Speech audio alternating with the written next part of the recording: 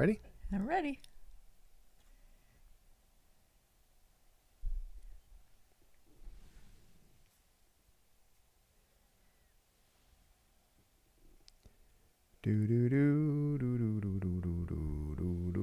Shannon, we're live. Yay! You don't mean that.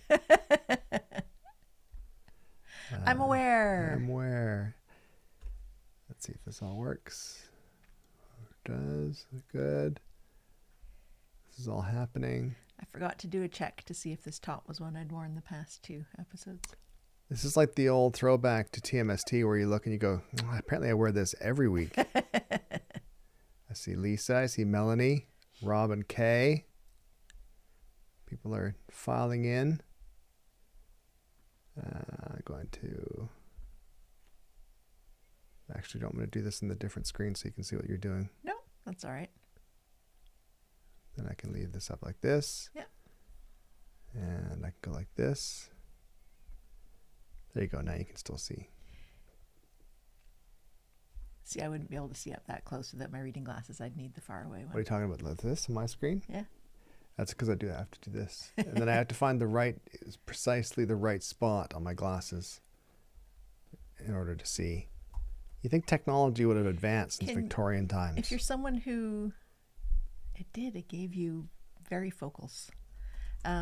If you're someone who does a lot of reading, can you get the bottom bit made wider? Or do you just get like 1970s glasses? I mean, sort of, remember the ones that come really low? Usually had like low arms at the side. More women's glasses than men's. Kind of like in Righteous Gemstones, kind of like the mum, the dead mum. Yeah. Do you know what I mean? Where she had upside down glasses? Yeah, but they go further down, meaning well, I mean, give you yourself could just more bits you can see. I mean, I have the bigger frame black frame glasses they're easier for me to read through. Right. But they're so heavy they pull my head down.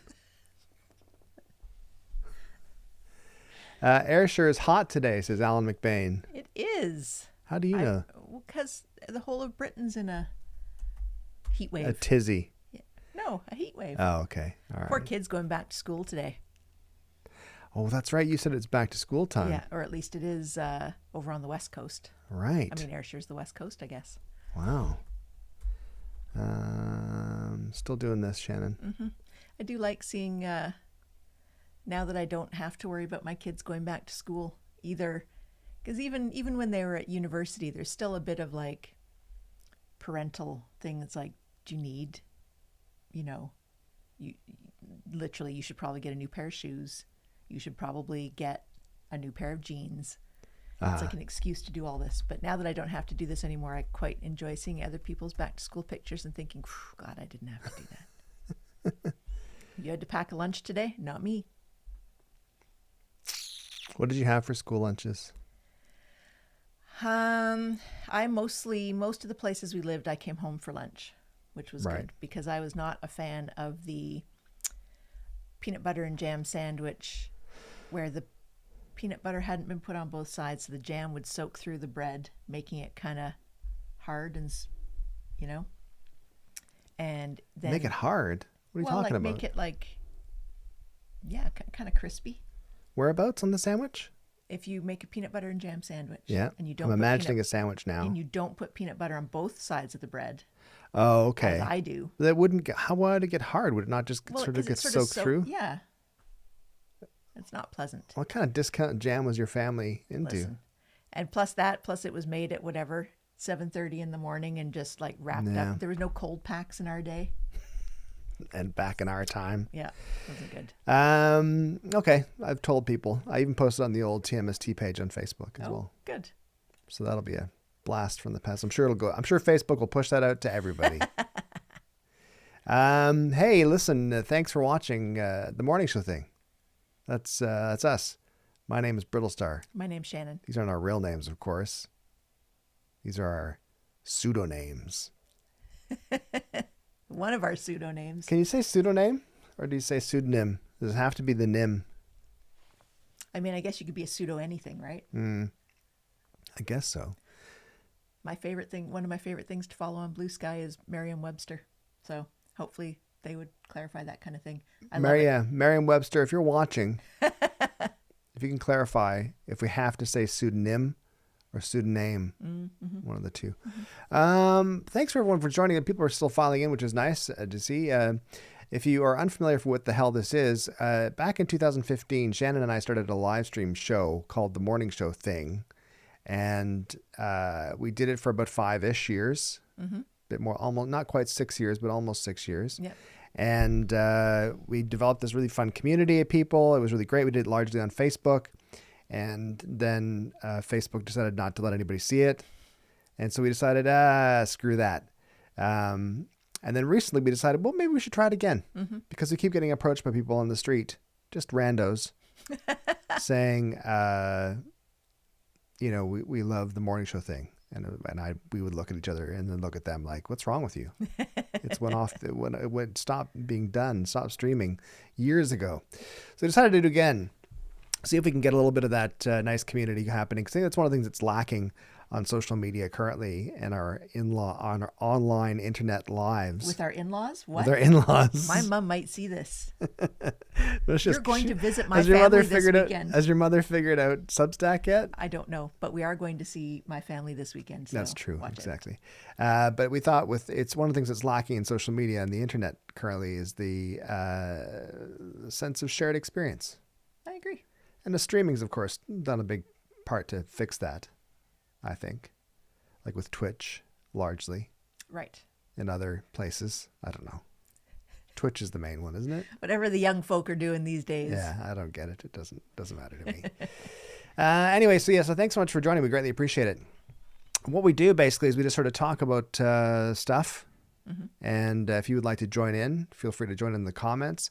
The comments are, I think, unless I forgot to do the setting, are restricted to paid subscribers. We do that because we like food and paying bills. But free subscribers can watch. Anyone can watch. Yeah. Anyone can watch. Join in. You know what I mean? That's fine. You can comment if you want to comment. If you want to become a paid subscriber, you can comment and join the conversation. We appreciate that, and we appreciate the support as well. So Shannon, How much is a paid subscriber? I think it's $6 Oh, okay. a month. Oh, okay. And you know what you get with that, Shannon? What do you get with that? This joyful experience? This feels like the gemstones. I feel like the gemstones. And what do you get with that? $6 a month for salvation. No, that would be $6 American. This is only $6 Canadian. As far as I know, it could be American. I think it's Canadian. Patrick pays. Thanks, Patrick. We appreciate that. With your $6 a month, you get to comment on this show. Get to tell you off on multiple. Yeah. Okay. Yep. You get to comment on this show. I might need to pay. Yep. And then you also get to comment on Podcast is Broken. Okay. Yep. And my essays. Yep. You also get to see the full video version of Podcast is Broken with myself, Steve Boots, and Lisa B. Yeah, but then they have to listen to the theme song at the end. You don't have to listen. There's only the paid subscribers get to listen to the end. I have to hear it from a distance, and it's too much. At the end of Podcast is Broken, which is a weekly podcast about Canadian news and politics made funner, we do an improvised theme song. And the improvised theme song, it's not required listening or watching or viewing. You don't have to partake in it. But you are only allowed to see and or hear it if you're a paid subscriber. I think I'd pay not to see and hear it. You're allowed to do that. If you want to pay to not see or hear it, go ahead. I'm going to keep the door shut tight tonight. We'll tell you exactly when to turn off the video. So let's talk about some stuff, Shannon. Okay. Are you ready? Yes. I'm checking for my time as well.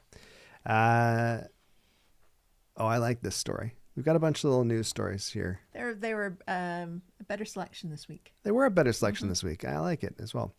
Stargazers were perplexed when a strange bow tie-shaped light appeared in the night sky. Social media was rife. I like the word rife. Yeah. Was rife with was hoaching with speculation. Hoaching's a good Scottish word. That's for the Ayrshire, for the Ayrshire guy. Yeah. Hoaching with speculation, including jokes about an alien invasion. An astrophysicist, Jesse Rogerson, later clarified that the object was likely the spent stage of the European Ariane. How would you pronounce that? I don't even know where we're looking. Yeah. Ariane, maybe? Ariane 6 rocket that launched from Kourou, French Guiana. I like the quote that it pulled. Anyone else seen this in the sky tonight? Said a user from New Jersey. Have you ever seen a UFO? No. I've seen Starlink go past, and the space station. Station. A bit weird when you first see it. I've seen the space station go past. I don't think I've ever seen a UFO, but I'm fascinated and always have been fascinated by it. I know. You're not? Fascinated? No. How can you not Listen, be fascinated by it? Too many other things to worry about. I do like, though, I feel the odds, oddly, did not see anyone on our crazy local Facebook groups talking about this. But I do feel that this was probably spotted more because is it not the meteor shower currently this week? The Perseid or whatever? Perseid. Yeah. Perseid, yeah. Which probably had a lot more people looking up than usual. Yeah, that's true. So you think they just maybe they're happening all the time? I also like that people called it a bow tie shaped one because usually the descriptions are terrible. Are they? I don't know. Cylinders? I don't know. Hot dog that's squished in the middle. Something weird. That's a flying saucer. So I have any point in your life you just don't care about it, meaning like you're thinking to yourself, it doesn't really matter. Who cares? Well, I think because I don't know much about. Well, I know more about space. Well, then they'd be identified. They'd They'd be IFOs, identified flying objects. But I just think someone probably knows what it is. Not me. Oh, it's a deep trust in the system you have. No, it's a knowledge that I'm not an expert in everything. And one of those things is what flies around in the sky. Well, this admission of not being knowledgeable in everything. It applies to what flies around in the sky. And that's it, apparently? Except I do know some birds. Yes. I have, you didn't, even when you were 10, when I was growing up. Oh, Alan says Ariane. When I was 10 years old, I was so into UFOs. You're still currently very into space. I am, but not as much as I used to be. But the thing for me with UFOs and this idea that there's extraterrestrials who might be visiting Earth, right? It's highly improbable based on the technology we have, right? Because we're too far away from anybody that might be another life form. Meaning you're assuming everyone else started developing at the same time we did and we're just as smart as us? Well, that's what I'm saying, is that our basic understanding of life and because everyone started at the Big Bang. Sure. Yeah, let's say that. That's a good. I didn't even think about that. That's good. Yeah. And my point stands. I know more about some sky stuff. See, if our friend Katie Mack was here, she'd be able to tell us. Because I talked to her about aliens a little bit. And she was intrigued, she said. She's just keeping you happy because you were buying lunch. That's true. But I think what was great about, even recently there was a story in the National Geographic or something about how there's been more unidentified aquatic objects. Yes. Now I have read about this. Yes. So this is people who documented military sightings of craft that can go into and out of the oceans with no drag, no splash, no nothing, just gone.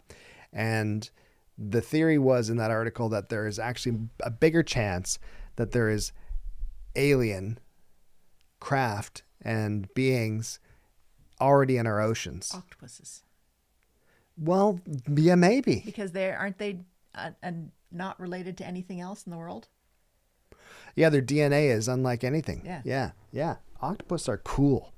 And I want the octopus overlords to know that I've said that they're cool, please.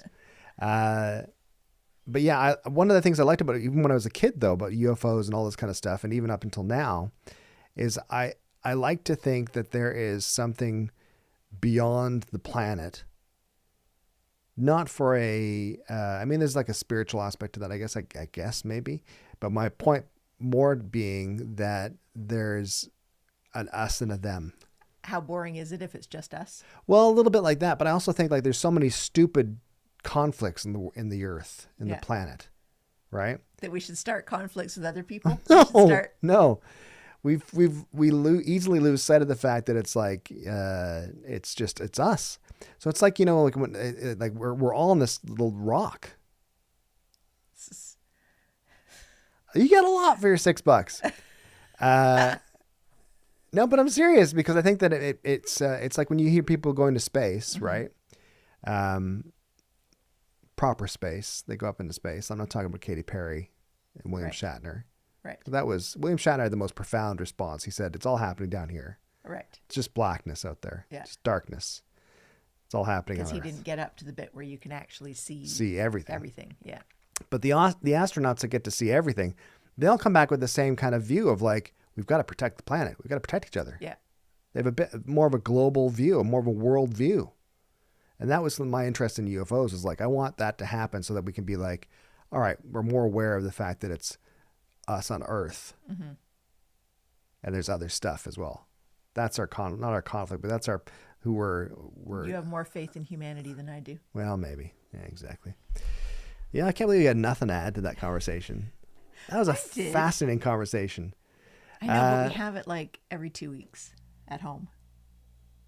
Every time there's on that third page of the globe down at the bottom, there's often space stuff down there. And whenever there's space stuff, it's discussed. I love it so much. I love it so much. It just gives me hope. Because when I was about 12 years old, okay? Yep. It was an exciting time for science and technology. Yeah. We're still discovering new things to add to the periodic table. Microwave ovens were beginning to show up in people's homes. Yep. We were early adopters. The space shuttle. Yep. It was exciting. I got up early to watch all the space shuttle stuff. We'd only just barely more than 10 years prior had been to the moon.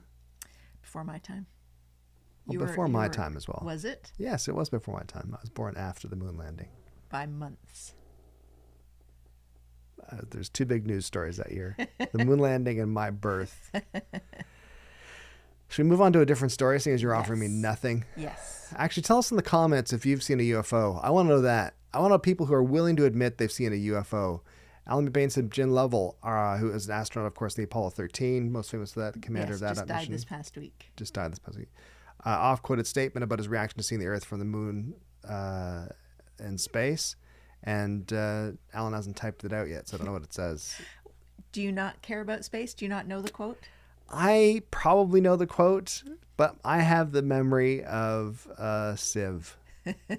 I'm lucky I was able to maintain the conversation that we just had for that long. Anyway, Alan might tell us what the quote is. I'm sure it's great. Houston, we have a problem. That was one of his quotes. Except it wasn't quite that, apparently. That was what it was in the movie. Yeah. Apparently it wasn't quite that. Alan is searching. Alan's got Google and he's searching. Fantastic. Let's move on while we're waiting for Alan to get back to us. Rabbits with horn-like growths spark folklore rumors. This is in Fort Collins, Colorado. Okay. Okay. Yeah. Residents have been sharing photos of rabbits with unusual horn-like growths on their faces. The grotesque appearance, that's a little harsh, isn't it? Unusual. I'll say unusual. Unique. The unusual appearance has led to nicknames like Frankenstein bunnies. Aww. Scientists have identified the case as the Shope papillomavirus, which causes wart-like growths. The virus is believed to inspire the jackalope myth. The growths are mostly harmless and that the rabbit's immune systems will eventually fight off the virus. Have you ever seen a jackalope in real life, as it were? Meaning like at a road stop or something? Yeah. Maybe. Did we not see something like that on our trip down to Florida one year? Yeah, maybe. It's the kind of thing that's a magnet for kids, isn't it? And guys like me. When I was a kid, my family drove across Canada and then back through the northern states. And we were going back through the northern states. You started seeing signs saying Wall Drug. Oh, yeah. 10 hours away. Yeah. Or something. Like some ridiculous amount of distance away. Yeah. And there were just these billboards, like in the middle of, I don't even know where Wall Drug is, but in the middle of the sort of, like maybe we were going through Montana, like very flat places. Wall Drug only 9.5 hours away. Wall Drug open 24 hours, only 8 hours away. Anyways, by the time we were an hour away from Wall Drug, we were all in a tizzy. And it was 10 o'clock at night, and we were still allowed to be up because we were all going to Wall in the Drug. car. Wall Drug, Wall Drug, Wall Drug. And so we pulled up to Wall Drug at, I have no idea what time it was, but it was summer and it was dark. Sure, so late. Late. Yeah. It was teeming with people. Yeah. And the jackalope was their most famous creation there. Did they sell jackalopes? Yes, like they did. Stuffed rabbits with Absolutely. horns stapled on their heads? Absolutely. I believe horrible. they were hares rather than rabbits. Yeah, I think so, because they're a little larger, right? Yeah. Yeah. Not enough for the horns, but yeah. No. Well, Linda says if you're going to see a jackalope, figures it would be Florida. Alan's back finally with the quote from Jim Lovell. We do not realize what we have on Earth until we leave it. Oh. You're going to be quoting that after you've had a beer tonight, aren't you? Probably. You know what, Shannon? We do not realize what we have on Earth until we leave it. That's how I talk after a beer. I like the idea, though, of how this very basic explanation exists for the potential of folklore. Kind of like how mermaids were manatee. Yeah, I like that. Mm-hmm. I like that sort of stuff. Although, having seen a manatee, like, are you mistaking that for like every picture you see drawn of a mermaid? Yeah. She's this thin, voluptuous woman. Yeah. Don't body shame manatees, Shannon. Don't. They are not the same. If you're at sea for long enough, really? You're like, really? Maybe you've had a beer. And you know what you're missing. So what are other fairy tale mythological type creatures that could be explained by that? So obviously things like unicorns come to mind. Yeah. Is that someone saw a horse with a growth? No, I don't think so. Because don't they also have wings? I feel that was Do more they? Some of yeah. Some of them. Well, I think depends on the region they're from. I think all. I don't know actually. I wonder if this does because the unicorn is the shield animal for Scotland, for the crest. It's the official animal of Scotland. But I don't think that has wings. Well, that'd be ridiculous. But I like the idea that there's real life explanations for these types of things like unicorns and jackalopes and mermaids and that type of stuff. The kraken, of course, would have been squid or the octopus. Giant squid or whatever. Yeah, exactly. Pegasus had wings, said Linda. I think unicorns just have horns. Oh, there we go. And I also like that he's showing off Alan and pluralizing says Pegasi have wings. Unicorns do not. I enjoy a good double I plural. Will's, just referring back to your Well drugstore, said also billboards to See Rock City in Chattanooga, Tennessee, or south of the border near the North Carolina-South Carolina border. Oh, I haven't seen either of those. That's pretty cool. You drove through Tennessee more as a kid. Yeah, a lot. Did you ever see that? Maybe this is a new invention. Maybe they were like, Wall Drug is drawing people Probably. north. But I mean, it's interesting because I think that one of the things that was... I feel your parents would stop at something a billboard told them to go to. Especially in America, Yeah. for sure. Because I think my mom and dad were very much beguiled. Even though they moved to Canada, when they would go to the U.S., it was like going to a pretend place. Right. Yeah.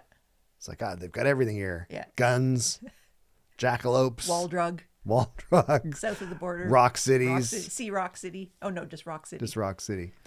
Oh, Rock City. Do you think it's to do with... like geological? Yeah. Oh, that's where you and the boys would have been. That's where you and Owen would have been.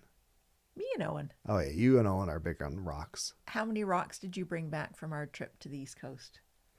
None, Shannon. Legally, you're not supposed to bring any back. Yeah. You used to have to empty all 3 of your pockets until you could all pick one rock to bring home.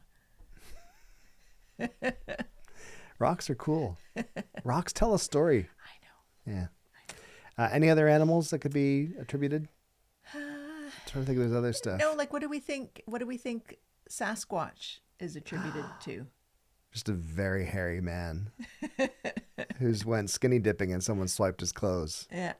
Because I don't feel you'd mistake because grizzly can stand up on their hind legs, but they don't walk on their hind legs. So I don't think you're getting a grizzly. No, they have quite short legs too, don't they? Sasquatch? Yeah. Or grizzly. No, grizzlies. Oh, I think their legs are long, but their body is, yeah. Well, it says Loch Ness Monster. Oh, yeah. What could that be?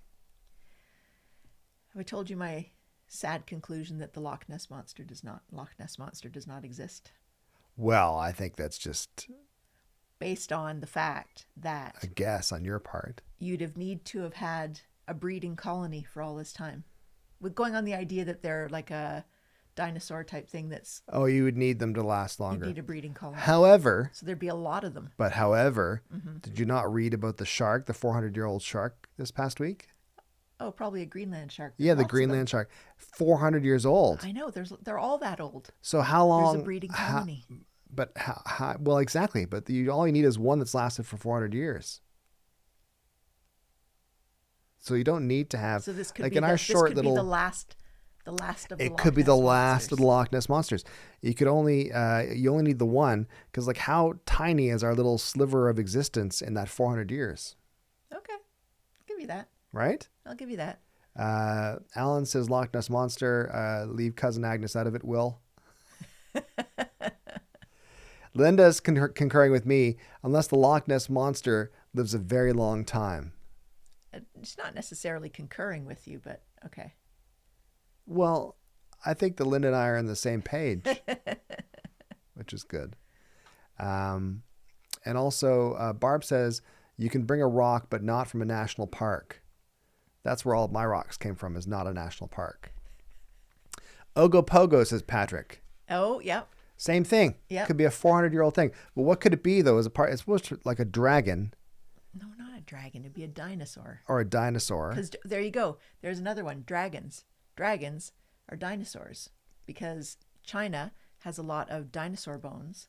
And they so found these are the ones bones that were and they're found like, they found the 1,000 bones and years they're ago. like, ooh, that's creepy. Must be a dragon. Must be a dragon. Why not? Well, they'd have to make up dragons. Must be a dragon? How's that word? I mean, it's the same way we made up dinosaurs. We didn't know about them till we found the bones. Yeah. All right. I'll give you that. Do you want to talk about another animal, or do you want to talk about a news story in Japan?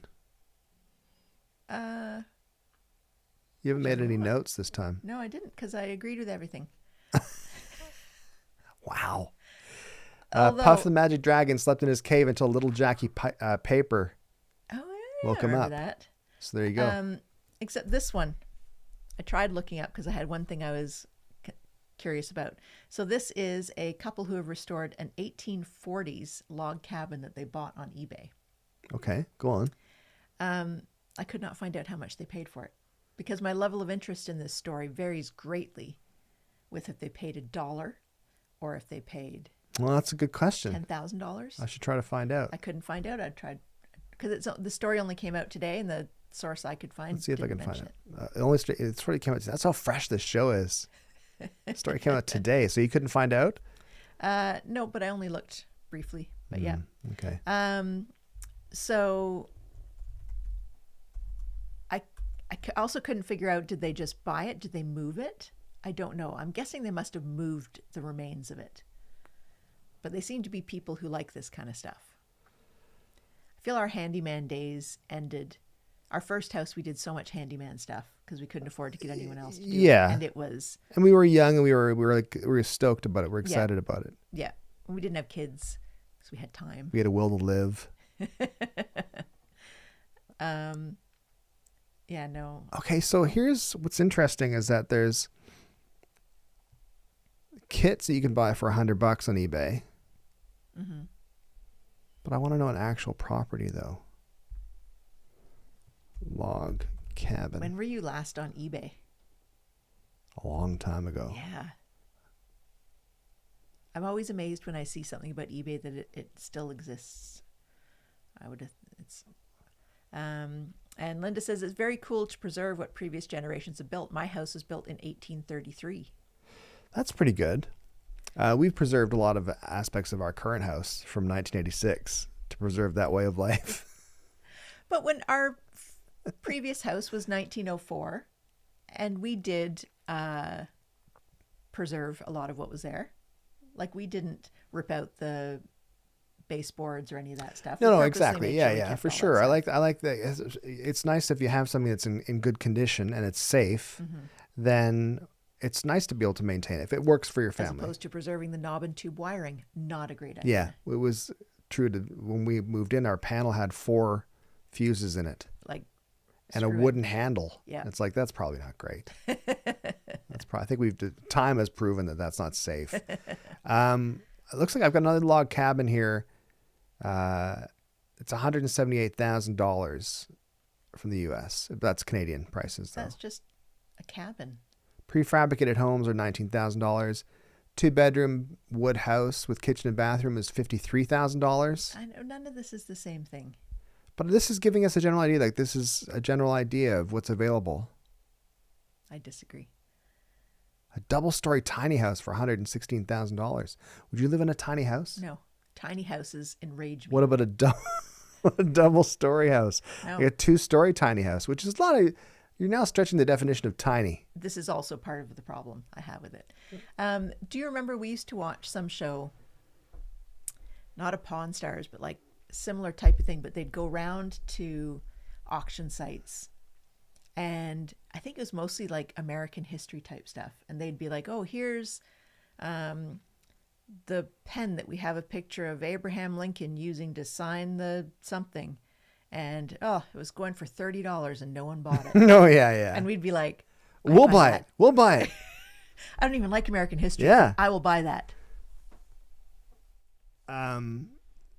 Yeah, I like that, but I don't know if I would buy it. So you're obviously, if they bought this cabin on eBay, that they buy it, meaning someone sold it to get it off their property. So it would have cost them at least $10,000 to get it off the property. Well, but that's different than the sale price. This is what I'm saying. It's like, if you go on Facebook, everyone's giving away a free piano. Yeah. But you're not going to get, unless you happen to own a piano moving company, you're It's not not a getting free that piano for free, because you have to actually hire someone to take it out because it's too heavy. Yeah. So Barb says Antiques Roadshow is still on. We do watch that. That wasn't the show, though. The show was like, it took place in an auction. yeah, It was like an auction house or something. yeah. Linda says we have original brick and original tulip wood floors. Tulip wood. Interesting. Are you just picturing our apartment that someone had stenciled this ring of tulips on the floor? That's pretty good. I like that apartment that we were in. It's an old apartment, 1920s maybe, 19 teens. Had like an old electric fireplace that was like cast iron kind of. Yeah, it was but you gorgeous. couldn't turn it on because it Probably might good. burn everything down. Everything to the ground. Yeah. So they would have paid. Obviously, I think the eBay sale for the log cabin. It's the they're not getting land with that. So you're paying to get the cabin off the land. So you got to pay for that. I don't know. I would want an 1840s log cabin. Would you? You wouldn't, Just because you're not wanting to fix it up. They fixed it all up. Yeah. So they're obviously people who enjoy this kind of thing. You would do it? No. There's nothing romantic about that idea to you. We've already done it. That was enough. That was our log cabin, our 1904. Now we yellow brick house. call someone if we need wiring anything done. really. Our gate wouldn't close. Let's get the young guy on it. Yeah, exactly. I don't know how to do that. No. Well, you maybe do, but I don't want. Remember when you changed the way the gate swung? That was impressive. But that was a whole day. Oh, that was. And it wrecked your back. Wrecked my back. That was the end of my physical and mental abilities. Forever on that. Yeah, I wouldn't buy it. I don't think. A labor of love. Yeah, well, good luck to them. It's not for me. What else do I want to talk about? Can we talk about this? Actually, let's talk about this. Japanese streets littered with Happy Meals. You ready for this story? Yes. A collaboration between McDonald's and Pokemon has resulted in Japanese streets being littered with dumped, uneaten Happy Meals. The promotion appears to have led people to buying the meals solely for the toys and discarding the food. So you know what jumped out to me about this? What's that? Because I haven't been to Japan. I've heard it's a very supportive society. Like they look after each other, Yeah. meaning the government as opposed to individual people just. Right. And this says to me, they don't have a lot of homeless people.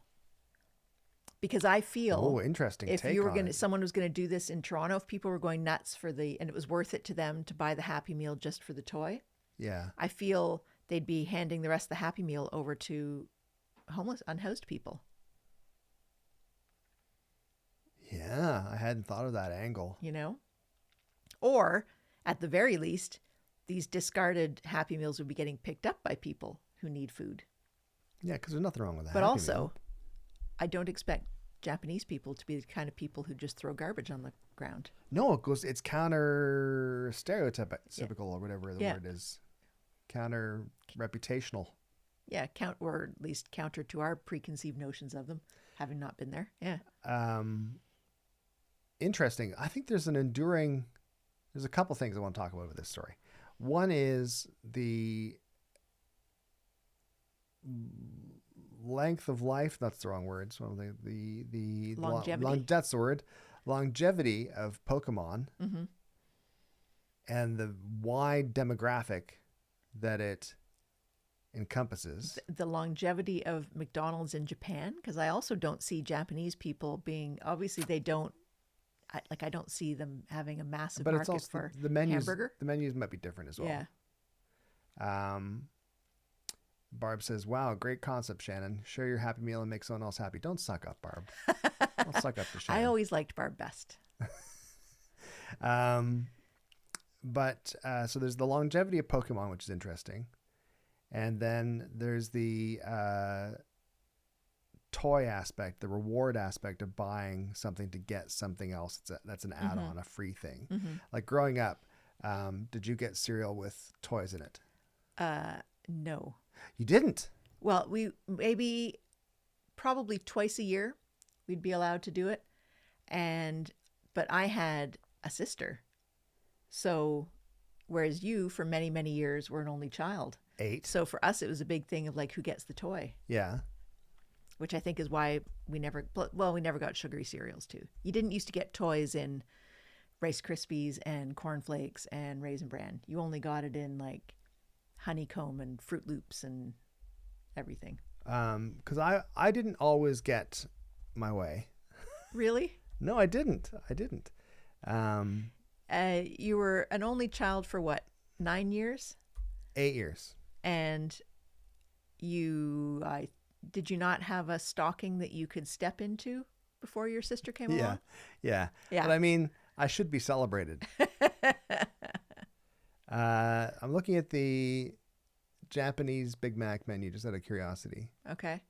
Roasted soy sauce double thick beef set. Okay. Some of their combos. So like different flavorings to it. Other different flavorings. Okay. The Big Mac, teriyaki burger, teriyaki chicken, filet of fish, smoothies, cheesecake frappe. So not that different. Okay. Yeah. I guess the chicken nuggets can have any kind of sauce. Yeah. Interesting. Barb says he used to get the toy in the surprise pink popcorn you bought at the ball game.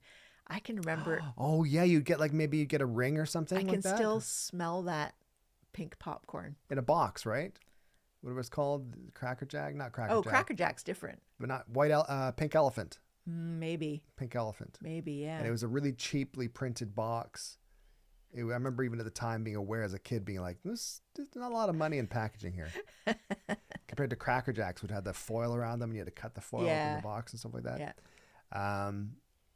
And it would get I remember you'd get those little gold metal rings with little plastic jewel in them. My dentist used to give those rings out. Same. And also the dentist would give out the crappiest fake Hot Wheels cars. Oh, I just took the rings. I stopped brushing my teeth in protest afterwards. It was no good. Linda says we couldn't afford the cereals that had toys. We didn't get them all the time. We would occasionally, if I really, really put up an argument. Did anyone else? Well, your mom and dad did not eat honeycomb. Mom and dad and I would sit down to a bowl of alphabets and we'd take turns playing with the plastic toy that came inside. But then you used to they'd get the wall crawlers. Remember, you'd get that as well. It'd be more of a 90s thing. Mm-hmm. and you would dig through the cereal box with your hands to get Now, to the toy. Is it true, Americans that are watching, is it true that you don't get toys and Kinder Eggs anymore down there? Not anymore. You just don't. Or is that just a Canadian myth about America? No, I think it's true. I think they're still outlawed. I think you can get Kinder Eggs. Outlawed. It is seriously. Big word to use. It's a true word, Shannon. I don't take this lightly. But yeah, I remember you'd go through the cereal box and you'd like dig through, or you'd pour through, and you'd kind of hope that today was the day, if you weren't allowed to dig through it with your hands or grab your little hands. Yeah. You'd hope that today was the day that it would fall out. Otherwise, you'd have to go digging through, and your mom wasn't looking. Because I feel they all fell to the bottom. I mean, in those days, Raisin Bran was Bran Flakes followed by Raisin cereal. Yeah. Whereas nowadays, somehow magically, the raisins are all the way through. Yeah, I don't know how that's like magic engineering. How do they do that? Linda says, when I grew up, I started buying Cracker Jacks because I could afford it to get the toys. I feel that we used to get Cracker Jack occasionally as a treat because my parents could buy my sister and I each a box and save the whole headache of I think they were like 25, cereal. 35 cents maybe. That's my guess. That's my guess on how much it You were was. a convenience store frequenter. Well, I lived right next door to a convenience store, across the street from a convenience store, and across the street from another convenience store, and across the street from a grocery store. I was basically an inner city kid. Linda says, I looked it up a few years ago, and back then, at least, the fine was $2,500 per Kinder Egg to smuggle Kinder Eggs to the U.S. Ooh. That's also brutal that it's per egg because no one's smuggling one. Even like a grandparent going down to visit their grandkids is going to have 2 or 3. Yeah, that's $5,000. Yeah, wow. Are the kids really worth it? Are the Kinder Egg toys really worth it? No, they're No, not. 'cause They're they were never worth it. terrible. They were terrible toys. They were evidently choking hazards, Yeah. which is why they're allowed in the U.S. Yeah. But yeah, And not great chocolate. but they were so small that really, are you really going to choke on them? The biggest problem was the little egg thing that it came in. The little container, little plastic that was egg sphere. Yeah, because that's throat sized. Yeah, that was no good. That was no good. And then Pokemon. That's what I want to talk about. Was Pokemon. You don't have to admit anything, Shannon, but you have a relationship with Pokemon that you enjoy. And my point being is that it's not just kids, it's adults. Well, kids aren't buying Happy Meals. multiple Happy Meals. So it's adults. Yeah. Yeah. Japan are also big collectors. Hello Kitty is Japanese, isn't it? Yes. And that's still very super big, I kawaii. think. Kawaii means cute. Well, it's kind of like more than just cute, I think. I think it means like cool, cute. Okay. Yeah. Like I would be described as super kawaii in Japan. But I'm amazed because like Pokemon's been going since the 80s, right? Am I making that up? Maybe as a card game. Yeah. Like collectible cards. Yeah. And that turned into the 90s cartoon. anyways. I think it was just in Japan for ages. Yeah, it's very my first exposure to anime style. Yeah. Japanese animation. Former kids who are now adults stayed into Pokemon. Barb says there are many adults who are Pokemon fans. I agree. It's phenomenal to me, though. I don't quite understand the appeal, but listen, I'm not here to judge. You're not. No? All you do is judge people. I'm not here to judge, Shannon. I'm not here to judge. Let's move on to another story. You ready? Mm-hmm. This was a nice one. Which one? That SGA got honored by his hometown. And The Weeknd. I don't know if they're from the same hometown, and I didn't see anything but him being honored. Canadian artist The Weeknd and SGA. Who's SGA? Shea. It's the basketball player. Yep. Galagius Shea Gilgeous-Alexander. That was close. Shea Gilgeous-Alexander, SGA. Were honored with keys to their respective cities, which you think is Hamilton. It's Hamilton for Shea Gilgeous-Alexander, anyways. Right, and I think it's Scarborough for maybe The Weeknd. Mm-hmm. Were honored with keys to their respective cities. The report notes that these honors recognize significant achievements and contributions, as according to CBC Kids News. So I saw a bunch of, like, it just came up in my feed of the Shea Gilgeous-Alexander thing. Mm-hmm. And so he is from Hamilton, but he plays for, Gregor would be killing me right now because I don't know. He plays for an American team, the ones that maybe won the trophy. They were definitely in the semifinals. Mm-hmm. The Heat? No, that's Miami. But it's like Arizona. Who are they? He plays for Oklahoma City Thunder. Oh, there you go. Yeah. But he was back for this, and so there's I watched a video of him at the Sick Kids Hospital in Toronto. Yeah. Spent ages there going around talking to all the kids, FaceTiming the siblings of the kids who were really upset that their siblings got to meet him. Right. But then what I also liked was when he got the key to the city, it was at the football stadium in Hamilton, because Hamilton don't have a basketball team, an NBA team. Not yet. Toronto do. But it was in the football stadium, and he came out wearing a Ticats jersey, Which is cool. the football team's jersey, which I quite liked. Yeah. But he just seems like a very nice young man. A quick aside, Alan says Pokemon began in 1996, apparently. Oh, there you go. Which I thought was older than that, but that's still 30 years ago. Yeah. It's a long time. How do we feel about people being given the key to the city? What does that even mean? Does that unlock anything? No. Do they get special treatment? No. They get a thing for their wall. You get right? you get a special day. Yeah, proclamation, right? Yeah. That's it's cool. A little bit of a party. I'm not saying I'm not going to take it. I'm saying I'll take it.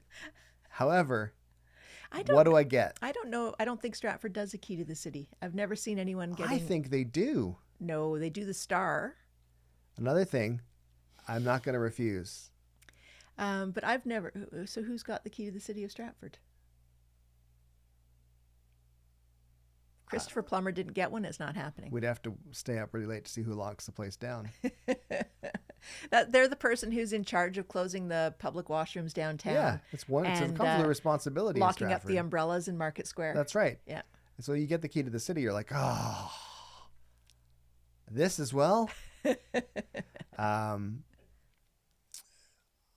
Would you accept the key to the city? Why wouldn't you? I don't know. Well, I guess if you have to do the responsibility. Yeah. If you have to lock up the public bathrooms down by the arena, maybe you wouldn't want that job. I mean, yes, but the idea of having to go stand on a stage in front of people is horrific. Mm. So in Stratford, as you mentioned, we have the Walk of Fame type stars. Yeah. Except they're spread out around the city, which I quite like. They are spread around the city, which is not just one street. It's like to do with if there's a connection. The connection to that location. So, for example, Justin Bieber's is right by where he used to busk. Yeah. William Shatner's is close by there because he was an actor in the theater. Lloyd Robertson's is outside where the radio station used to be. Exactly, with the first location of the CJCS radio station, broadcast studios. And I want to know, if they gave a star to you, where should they put it? Well, it'd be too crowded because there's so many stars outside of Bentley's already. But here's my thing. This is what I would like. All right. Okay. If I get a star in Stratford, and I should probably take the Do Not Disturb off my phone right now because they're probably calling right now.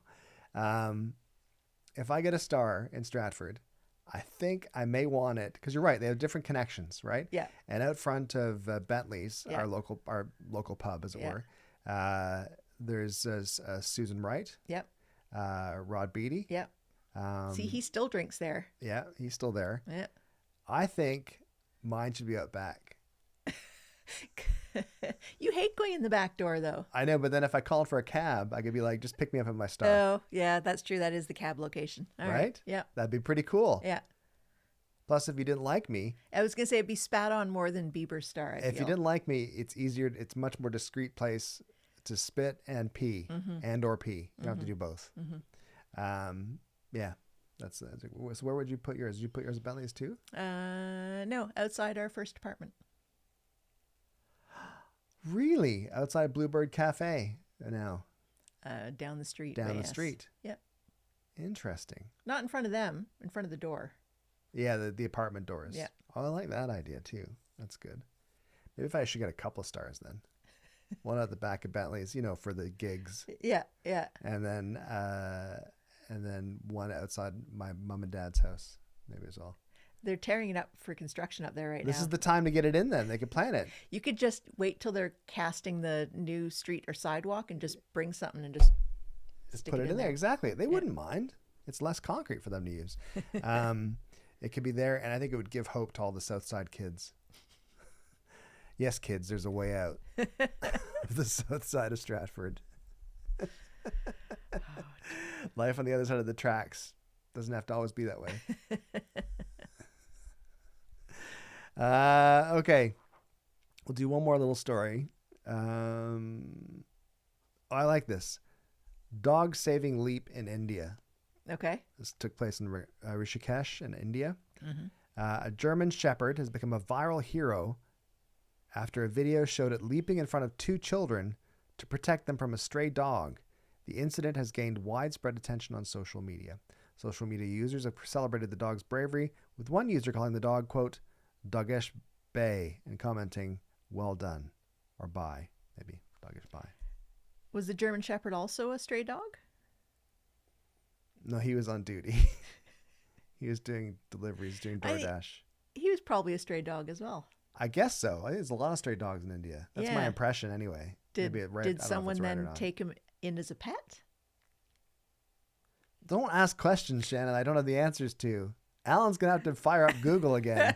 He just turned the thing off because it was getting overheated. I like clips online. You won't even watch Christian the Lion. No. But I like, it's not the same thing, but I like the videos of animals saving people. Mm-hmm. Have you seen the video? I saw the video yesterday, actually, of the elephant who lifted the kid who had fell into the enclosure and lifted the kid up, put his I might have seen that before. trunk underneath his arm, Yeah. and used his and took 1 foot up on the side of the wall, lifted it up, the kid to get out of the enclosure. I like that kind of stuff. Yeah. I'm not so keen on the one with the monkey who tries to kidnap the girl. Yes, the monkey on the motorcycle. Monkey on the. Is he on a motorcycle? Yeah. Is he? Yeah, I think so. Some little tiny scooter thing. Wow. Yeah. That's weird. not great. It's weird. That's not really good. So let's hear it for the good animals, not the kidnapping monkeys. I like stories like that. I like that. Do you think the animals are aware of what they're doing, or do they think, oh, it's just it's a youngling? No, I think things like an elephant are aware. They're super smart. So you think this German Shepherd was aware of the fact that it was like, I got to get in between these kids? Did the German Shepherd know these kids? Maybe the other dog was its nemesis, and it just goes around thwarting that dog all the time. Was the German Shepherd who stepped in between the kids and the other dog think, no, I'm eating these kids? Maybe. Well, you're sucking all the romance out of this, Shannon. I think things like elephants do, and that poor Harambe, when that little kid fell into the thing, I get why you had to do it, because gorillas can, without even trying, tear someone limb from limb. However, I don't think... But Harambe didn't escape. No. They just had to go in and get the kid out, right? Well, I know, but they couldn't get the gorilla out. Couldn't they tranquilize the gorilla? Did we talk about this at the time? Probably, yeah. Probably the idea, though, that he'd be upset. I felt that was unfair. Yeah. I agree. Yeah. Also, it was a very poor enclosure. It was. If toddlers can fall in, yeah, it's not a good enclosure. Yeah. Toddlers in, gorillas out. That's the rule of enclosures at zoos. If those two things work, yeah, it's not a good enclosure. Is there anything else you want to talk about? Oh, I see you got a little thing here that they're making The Devil Wears Prada 2. I've never seen the first one. Have you? I have. You must have seen it with me. I probably watched it. I know back then there were no phones to scroll. You're probably like reading the paper. Working on my slate. But I liked the movie. Was interesting. I read the book. Which is a bit different. Just to bring people up to speed, Devil Wears Prada 2 movie in the works. Images of Anne Hathaway, Meryl Streep, and Stanley Tucci filming a sequel to, quote, The Devil Wears... quote, I don't have to quote that. The Devil Wears Prada have been circulating. While no official plot has been released, there's speculation that the story will focus on the declining influence of print publications. Film is slated for 2026 release. But I wanted to talk about this mostly. Meryl Streep, very good actor. Okay. What's my favorite thing about Meryl Streep, though? That she might be, possibly is, going out with Martin Short. Yeah. They are so... what a lovely... I think it's hope lovely. so much they're going out. I think it's absolutely lovely. And I think Martin Short is a mountain of talent. But I'm glad we've realized what a gem he is recently. Oh, because he was annoying as hell. This is for what so I was going to long. bring up. This is what I was going to bring up, is that you have changed your tune. I have. On Martin Short. Yep. Because I respected Martin Short as a fan of SCTV. When he was hired for SCTV, I remember there was maybe Now magazine did a cover story on him. And like, this is like 1981, maybe, of him as this kid from Hamilton. Okay. Who was like this, who's this young kid from Hamilton's coming into Second City television. And I liked Ed Grimley. I liked his lawyer character where he's smoking and he's sweating all the time, which is fantastic. Jackie Rogers Jr., fantastic stories and characters. But you... It's too much. Too loud. weren't a fan. I was not a fan. And you would roll your eyes. You'd be like, oh, my. Even in Arrested Development, you were like, ugh. Because that was just another SNL character. Good. So good. I always agreed he was talented. I found he was too much. I wanted like 60% of what he was doing. Right. And with Only Murders in the Building, I feel we got about 70%. And here's my theory. My theory about Martin Short. And Marty, if you're watching. Oh, he's Marty to you, is he? Yeah, Marty. Okay. Me and Steve, we call him Marty. Yeah. It's Steve Martin's birthday today. Yesterday. Today. One of the days. Today or yesterday was his birthday. He turned 80, by the way. Anyway, so when me and Steve are hanging out and we were talking about Marty, here's the thing about Marty.